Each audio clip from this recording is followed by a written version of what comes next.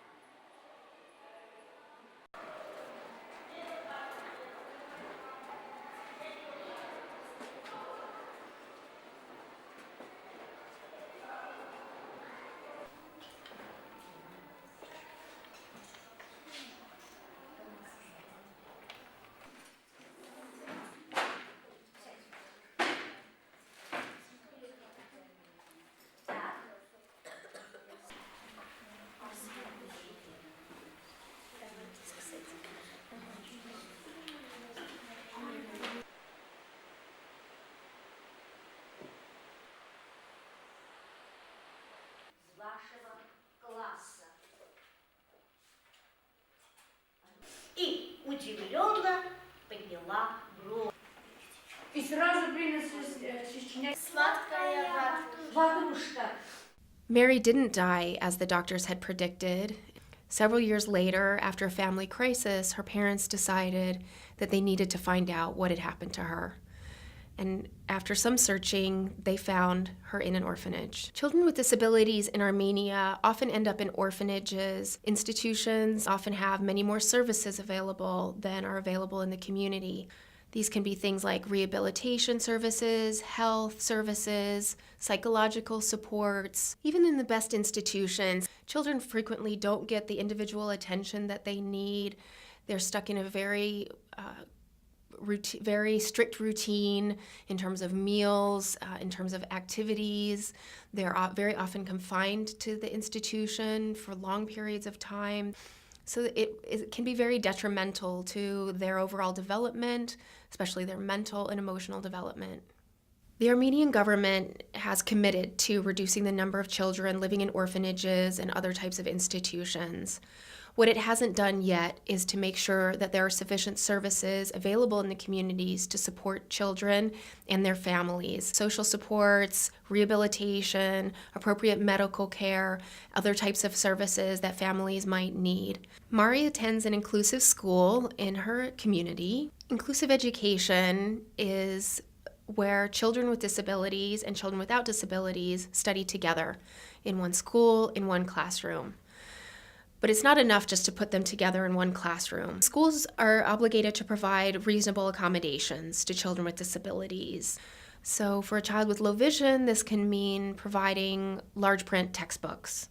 It also means providing certain basic accessibility, for example, accessible toilets. There's only one bathroom that's accessible to her. It happens to be in the boys' bathroom. So she takes pretty extreme measures to avoid having to use the bathroom during the day, not drinking or eating before she goes to school. The toilet is also on the ground floor, and most of her classes are on upper floors of the school. Mari can participate in the classroom alongside her peers, but a lot of children with disabilities aren't so fortunate. What shouldn't happen is for children with disabilities to be placed in a community school but then be segregated in their education. They should be integrated as much as possible into all aspects of school life. Children have the right to grow up in a family, and children with disabilities have the right to be included in the community. A lot of studies have shown that it's actually much less expensive for governments to provide community-based services than it is for them to support large institutions. Large institutions are expensive. They require a lot of personnel. They require a lot of maintenance. All of that is money that exists within the government that they can simply redirect to community-based services that will be accessible to children and their families so that children can grow up at home.